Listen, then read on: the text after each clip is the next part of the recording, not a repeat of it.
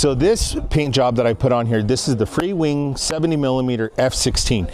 And what I did was I went through, and this one I actually airbrushed because I actually had this color of paint. And that comes from a previous paint job that I had done that was camouflaged. And what I had done is that Greg had really liked this color. So what I did was I came up with this idea of putting the plane together like this from something that I found on the internet.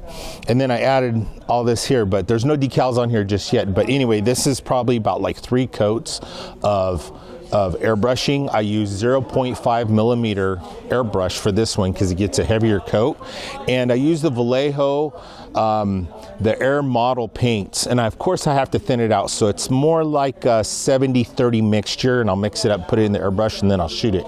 And so just be aware that like whenever you guys try this out, okay, I have nothing fancy. It's the Harbor Freight one. I just have a little nicer airbrush that I got. It's a Airbrush Master one that I have, and it's nice.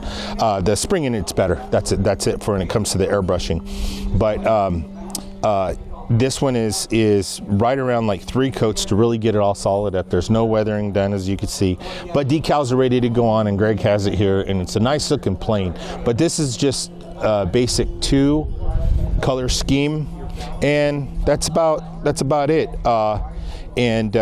Let's move on to the next one that I did, so you can see the difference between the solid colored planes and then going into the camouflage planes, because the camouflage planes always require much more work, multiple colors, detailing, lots of masking, but at the end, that's what I like. And so